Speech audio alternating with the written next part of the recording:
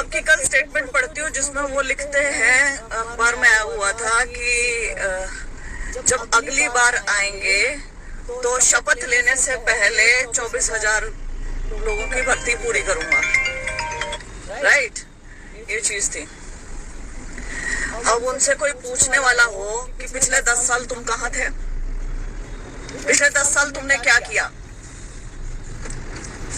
क्यों तुम्हें अगली बार भी चाहिए लोगों का पागल बनाने के लिए, युवाओं को बेवकूफ बनाने के लिए, युवाओं को फिर इंतजार के उस चक्र में डालने के लिए, फिर वही पूरा जैसे सीईटी का बच्चे 5 साल से इंतजार कर रहे हैं ना, अंदर जिन्होंने सीईटी दिया हुआ वो भी, और जो सीईटी नहीं दे पाए वो भी, वो बाहर बैठे हैं, वो भी बेचारे कुछ नहीं कर पाए। जो सीपीएलओ एलसीएलओ जस्टिस लिख रहे हैं परमजीत पवार भाई, मैं इसके बारे में बोल चुकी हूँ ऑलरेडी एक बार, तो मैं कुछ और बात करने वाली हूँ और आप इस चीज को ध्यान से सुनो और समझो। आपको अगली टर्म क्यों चाहिए, आपने पिछले 10 साल क्या किया जानना चाहते हैं बच्चे। आप उन 10 साल कहाँ थे जब बच्चे आपको बार बार कह रहे थे कि सीईटी क्वालिफाई करो।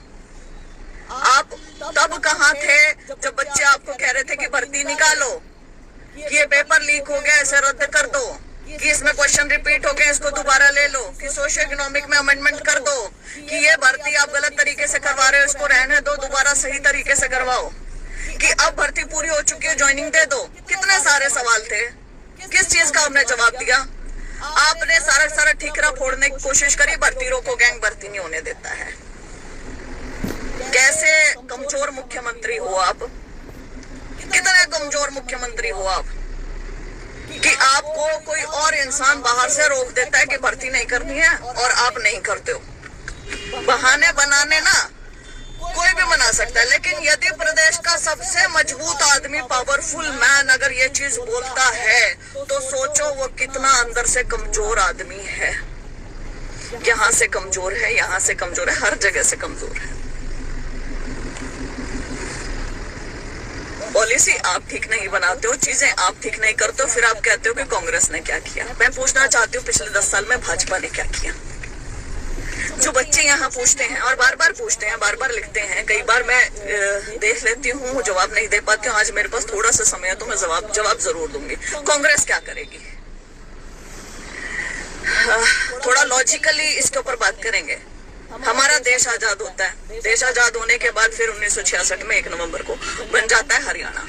ठीक है, शुरू में भर्तियां कैसे होती थी, चीजें क्या थी और अब चीजें क्या है? क्या ऐसा होता है कि एक समय में हम आगे बढ़ रहे हैं और कहीं हम रुक गए और फिर पीछे चलने लग गए?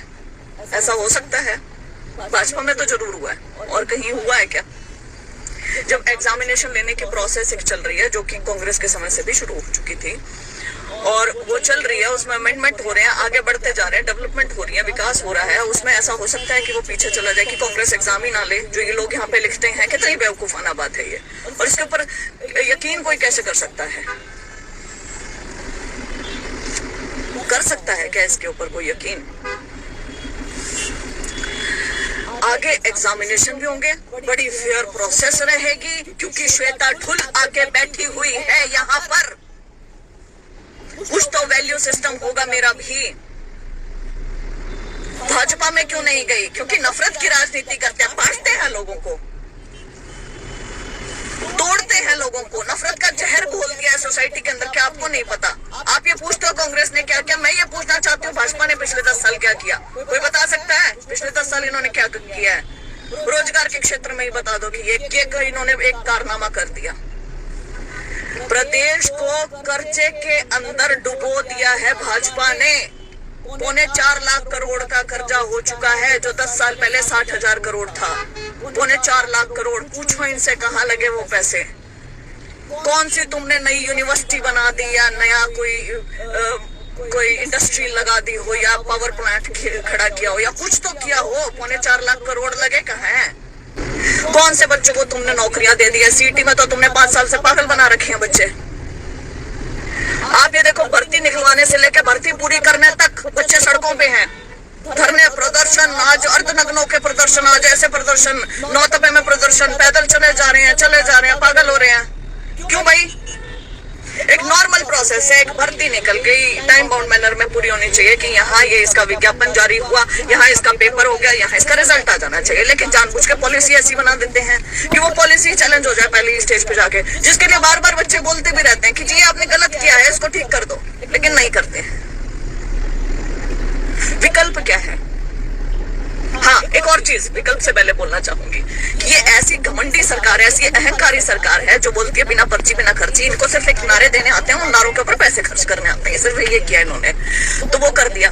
2014 में तुम आए और जो तुम्हारे अधिकारी और कर्मचारी जिनके बल पे तुम चले हो, भाजपा सरकार, तुम ऐसी सरकार हो कि तुम अपने सरकारी कर्मचारी और अधिकारियों पर ही विश्वास नहीं करते हो। तुमने तो एक ही शब्द से, एक ही लाइन से सबको भ्रष्टाचारी बोल दिया।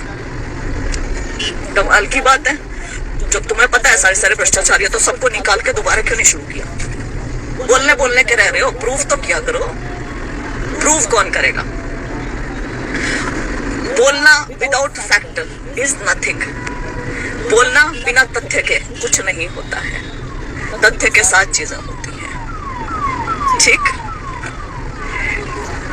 बहरहाल जो अभी मैनिफेस्टो में ऐड करवाने के लिए चीजें बोल रहे हैं उनको मैं कहना चाहूंगी कि मैं रिपीटेडली बार बार फेसबुक पे आकर बोलती रही कि मैनिफेस्टो के लिए मुझे सजेशन चाहिए, प्लीज आप बताएं। तब आप लोगों ने दिए नहीं, अब बिल्कुल एंड स्टेज पर दे रहे हैं। अभी मैं अपनी रिकमेंडेशंस भेज चुकी हूँ अपनी तरफ से, और जितनी मेरे को लगती थी कि ये चीजें होनी चाहिए वो सब मैंने लिख दी हैं। वो सब अपने 5 साल का पूरा निचोड़ निकाल के रख दिया है सामने। अब आला कमान की, हाई कमांड की मर्जी है कि उसमें से क्या क्या ये चीजें उठाते हैं, लेकिन आई विल मेक श्योर कि इंपॉर्टेंट चीजें उठे। बहरहाल मैं आपको सिर्फ एक चीज बताना चाहती हूँ और ध्यान से सुनना उसे। बदलाव प्रकृति का नियम है और बदलाव होने भी जा रहा है, और ये बदलाव जरूरी भी है क्योंकि ये लोग सिर्फ बोलते करते नहीं है। ये हम सब ने देख लिया है। विकल्प अब एक ही है कि इन लोगों को बाहर निकालना है, कांग्रेस को लेकर आना है, अपने वोट खराब नहीं करने हैं, क्षेत्रीय पार्टियों में बंटना नहीं है बिल्कुल भी। कांग्रेस वर्सेस बीजेपी रहेगा, और युवाओं के लिए खास करके क्योंकि मैंने उनकी लड़ाई लड़ी है, उनके लिए खड़ी रही हूँ, तो आपको ये विश्वास दिलाना चाहती हूँ कि आगे भी आप लोगों के साथ खड़ी रहूंगी, डट कर खड़ी रहूंगी, हर एक मुद्दे पर खड़ी रहूंगी, जहाँ जो जरूरी होंगी चीजें उनके लिए खड़ी रहूंगी, अड़ी रहूंगी, खड़ी रहूंगी तुम्हारे लिए ही, अपने लिए भी, क्योंकि मेरी खुद की अंतरात्मा मुझे सोने नहीं देती है। मैं बहुत ज्यादा तंग रहती हूँ कि यहाँ पे ये चीज गलत हो रही है, ये नहीं होनी चाहिए, वहाँ वो चीज गलत हो रही है, वो नहीं होनी चाहिए, ये चीजें ठीक होनी चाहिए। एटलीस्ट जो रिक्रूटमेंट सिस्टम है कि इसके अंदर जो पढ़ा लिखा मेहनती जो कर्मठी बच्चा है जो तैयारी कर रहा है वो ना पिसे, उसका हक कोई और ना मार ले, हक के लिए, हक की लड़ाई के लिए।